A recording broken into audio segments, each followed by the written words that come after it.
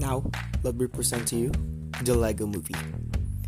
No matter how brilliant it is, it appears to be no exception because it takes a different approach.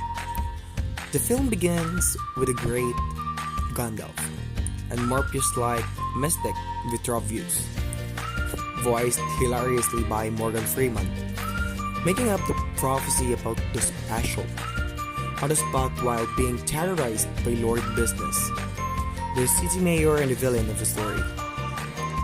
The special uniqueness is thus fabricated from the start.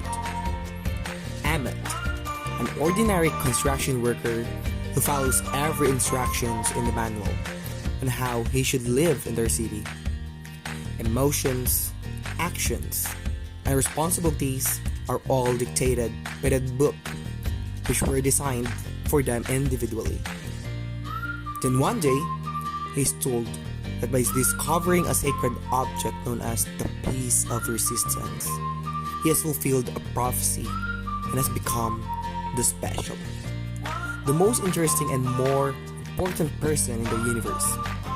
The Special, armed with a Piece of Resistance, is to lead a revolt against the dark forces of President Lord Business, who rules Legoland with an iron plastic fist.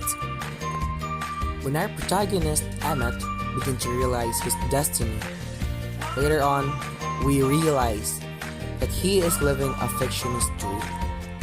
Indeed, the terms used here are so blunt, so direct. The Special is a phrase that doesn't bother to be syntactically correct. That they feel like jobs at very artificial of the self-esteem narrative. As a result, just as the film is a spoof of many popular genres like superhero movies, quest narratives, sci-fi, and many more, it is also a parody of the You Can Be Anything school of storytelling. The film also acknowledges the inherent double standards in the idea of ordinary people becoming extraordinary. At one point, Wild Style, the heroine, tearfully reveals to Emmett that she, too, was looking for the Piece of Resistance and hoping to be special. I can't begin to express how remarkable and rare a confession from the heroine of a children's film is. The angst of the dreamer who isn't the one to fulfill the fictional destiny despite being more suited for it is something this kind of narratives rarely address. Amid the film's climactic battle, after Emmett discovers he isn't the Special, that no one is, he tells the people of Legoland that they are all special. And he inspires them all to break free and begin creating and building.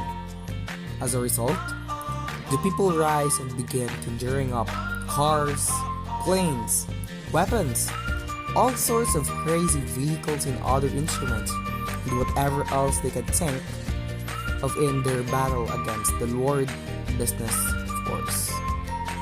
As a result, something politically charged, bordering on transgressive emerges.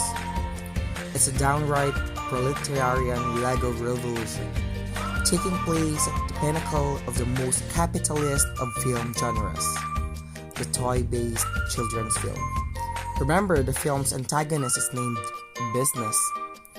It is, of course, a fantasy of equality and revolution, but it is consistent with the film's disruptive, anarchic spirit. In other words, after delving into the simmering debate between stories of self-esteem and stories of exceptionalism, the films ultimately favor the former, albeit with a self-aware wink. Exceptionalism narratives contend that if everyone is special, then nobody is.